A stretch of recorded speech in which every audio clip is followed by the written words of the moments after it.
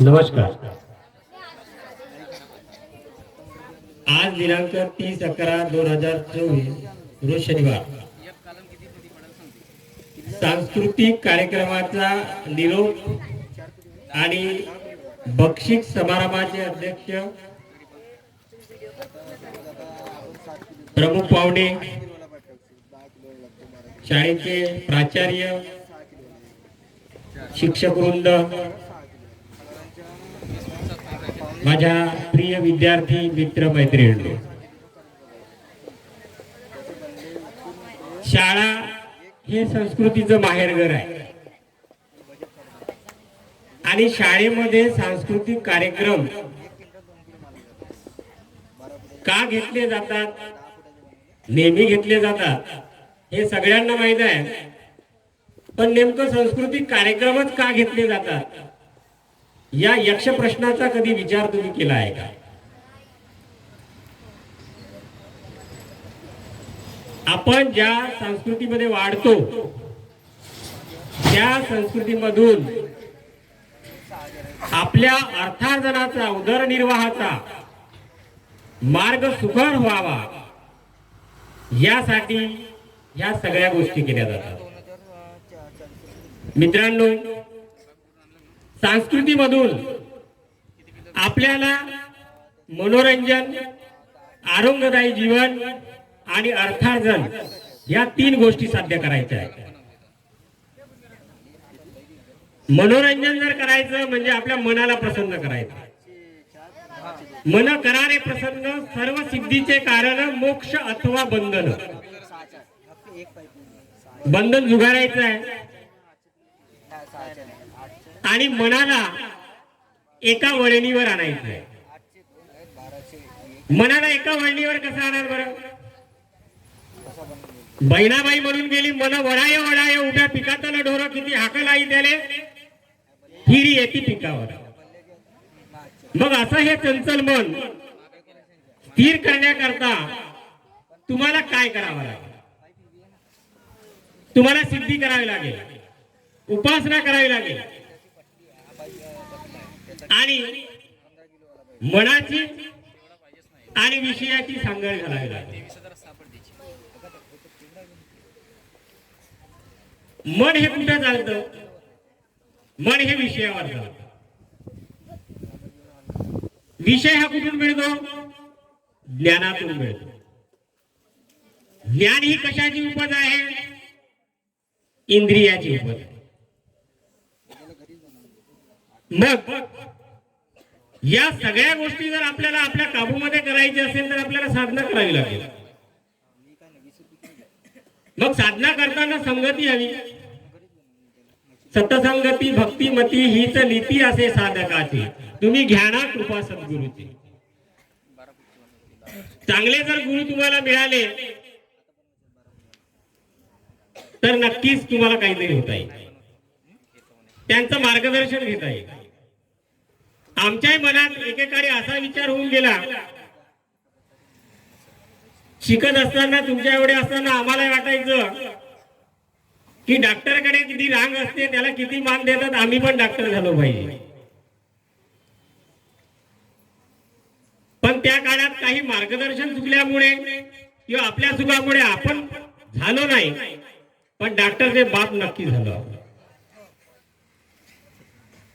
डॉक्टरचे बाप सांगण्याचा उद्देश माझा हा आहे की तुमच्यामध्ये आत्मविश्वास असेल तर तुम्ही यशाची शिखरे गाठू शकता।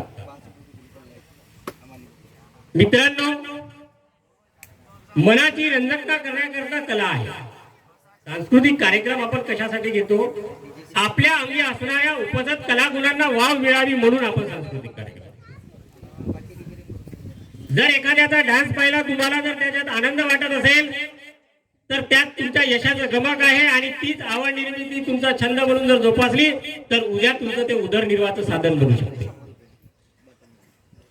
एखाद्याच्या अंगामध्ये कला गुण जर समजा लेखनाची आहे, ती लेखनाची आवड जर जोपासली तर उद्या तो पत्रकार बनू शकतो, लेखक बनू शकतो आणि आपला उदरनिर्वाह सहज करू शकतो।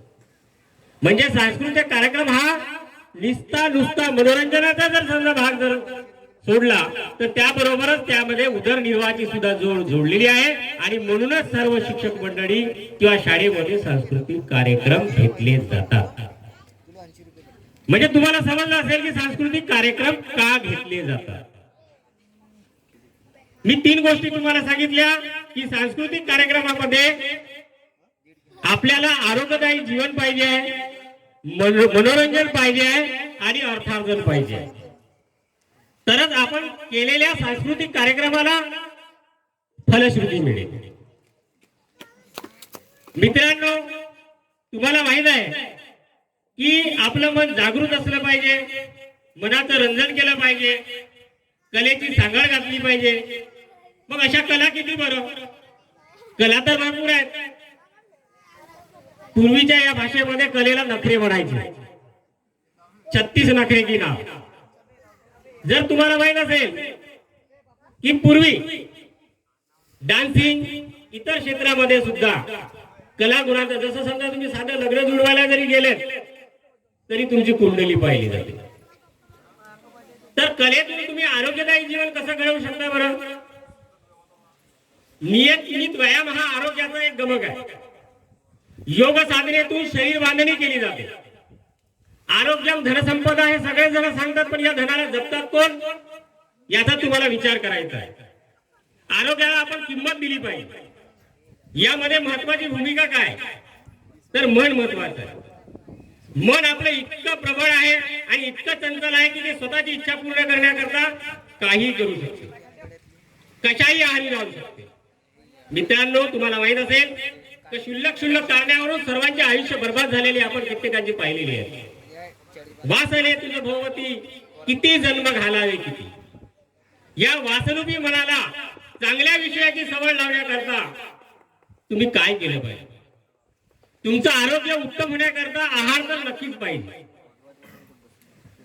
कारण की आहारापासून काय काय बनते बरं? आहारापासून रक्त, मांस, अस्थि, मज्जा आणि धातू. म्हणजे एक जर समजा तुम्ही 100 ग्रॅम जर आहार घेतला तर 100 ग्रॅम आहारातून 1 ग्रॅम धातू तयार होतो. आणि जर या धातूचा जर तुम्ही क्षय केला तर त्याचे परिणाम काय होतात हे तुम्हाला माहिती. या धातूचा क्षय केल्यामुळे नेमकं काय होतं? कारण की धातू हा शरीरासाठी असणारा ओझच आहे. तेजस बुद्धी निर्माण करायची असेल तर धातूचा क्षय होऊ न देणे ही आजची गरज आहे. आणि आज जर समजा आपण आपली पिढी पाहिली तर पोरग वारल्यासारखं दिसते. काय म्हणते बरं त्याले? कळत नाही जवान पोरग काहून वायत गेलं.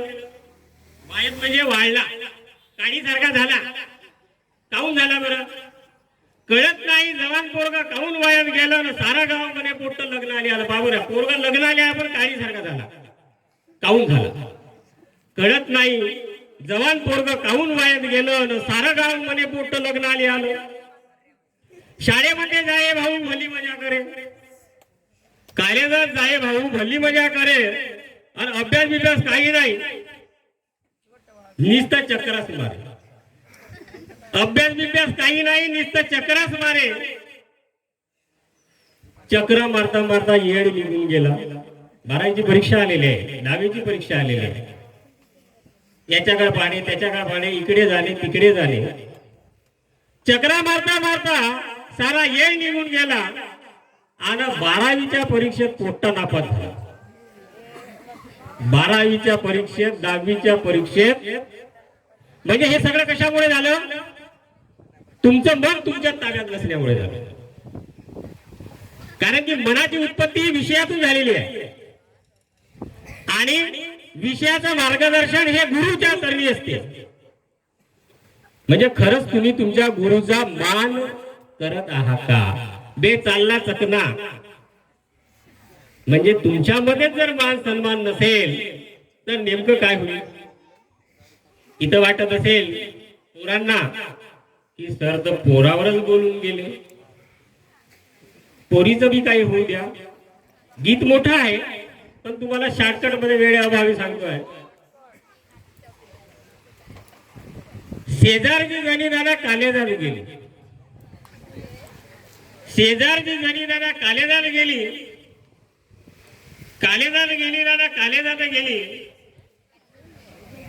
तिले लागली हवा, तिले लागली हवा, जनी भली मजा मारे. तिले लागली हवा भाऊ जनी मजा मारे आणि भुगे वाडे तिच्याकडे टुकुर टुकुर पारे. म्हणजे जेव्हा आपण शाळेत जातो तर शाळेचा पोशाख असावा ही अपेक्षा असते, परंतु आजकाल विद्यार्थी हा वेगळाच पोशाख करून जातात आणि मग नको त्या मार्गी लागतात. शाळेत जेव्हा गणी गेली बुडे टुकुर टुकुर पाये. एक दिवस शेवटची वेळ वाचतो वेळेअभावी.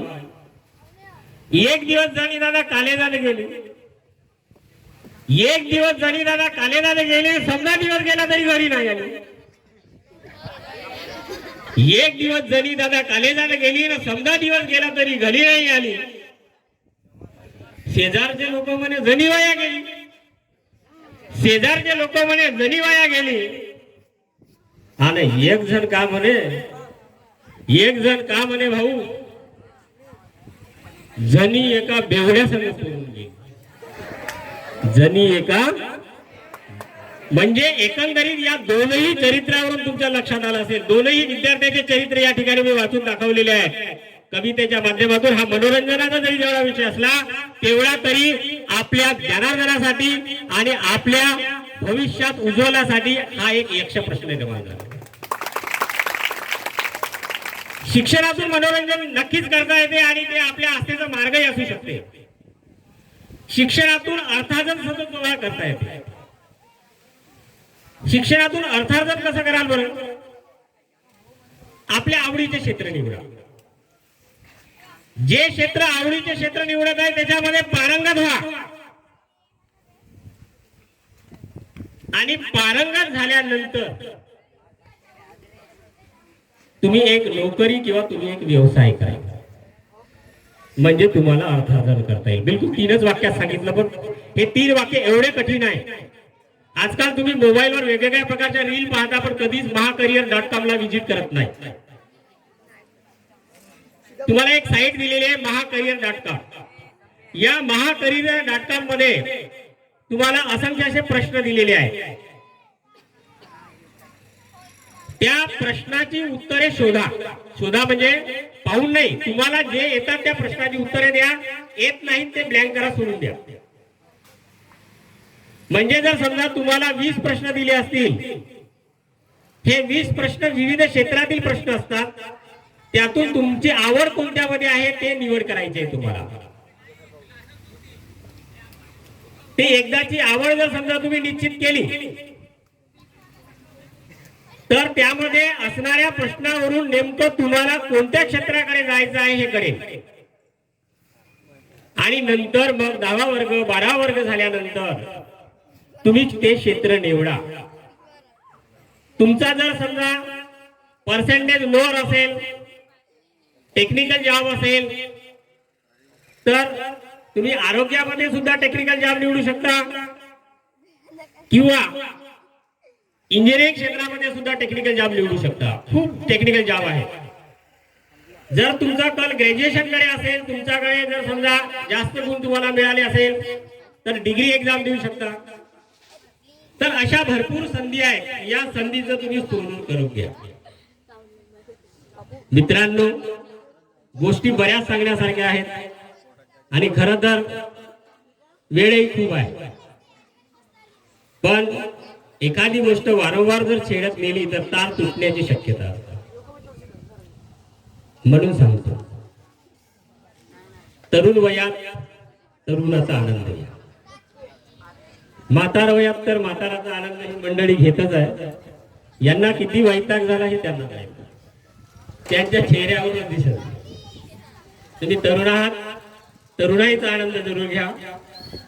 पिंपळाचं पान जसं उगवतं ग लाल, पिंपळाचं पान जसं उगवतं लाल ग, सखे सखे तसे तुझे गाल. पिंपळाचं पान जसं उगवतं ग लाल ग, पिंपळाचं पान जसं उगवतं ग लाल ग, जसे सखे तुझे गाल ग, सखे तुझे गाल.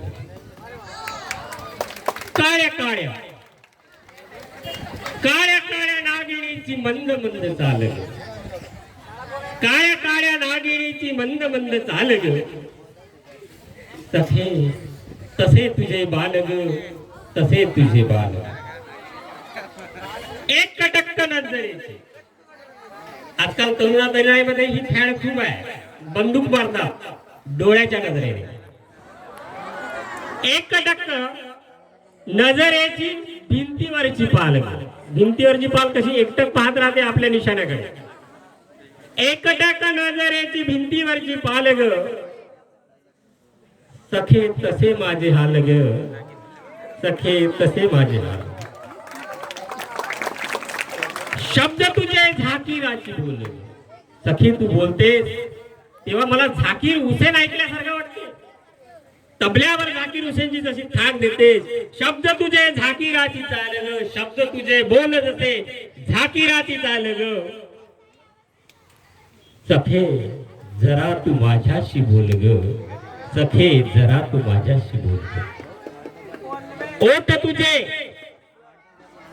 ओठ तुझे मोसंबीची सोललेली फोड ग, ओठ तुझे मोसंबीची सोललेली फोड ग, सखे मला आंब्याची लई गोड ग, मला आंब्याची लई गोड. रामकाठी बाबूळ जशी पण शेवटी निराशा येते. रामकाठी बाबूळ जशी देह तसा वारग, देह तसा वारग, काहीच झालं नाही नुसता मला बुक्याचा मार्ग, नुसता मला बुक्याचा मार्ग. मित्रांनो सांगण्यासारखं बरंच काही आहे, घेण्यासारखंही बरंच काही आहे, पण आनंदी राहा. आनंदाचे अंगी आनंद तरंग, आनंदाचे अंगी आनंद तरंग. सदैव आनंदी राहा. मुख्याध्यापकांनी या ठिकाणी मला बोलण्याची प्राचार्य मधुवन विद्यालय जांभूळघाट यांनी मला बोलावलं, याबद्दल मी त्यांचे आभार मानतो. आणि सगळ्यात महत्वाचं म्हणजे तुम्ही मला ऐकून घेतलं याबद्दल तुमचं कौतुक करतो. मित्रांनो वेळ भरपूर आहे, त्यामध्येही जगू द्या. एक माणूस म्हणून जगण्याचा आनंद घ्या. माणूस द्या म्हणजे माणूस द्या ही भीक मागता प्रभू दिसला. जम्मुक मेंढ्या डुकरे बकरे बहुत मिळे तरी काय करू, यांना शहाणे करण्यासाठी मला हवा माणूस भला. तुमच्यातला माणूस जागरा करा आणि एक माणूस म्हणून जगण्याचा आनंद घ्या. धन्यवाद.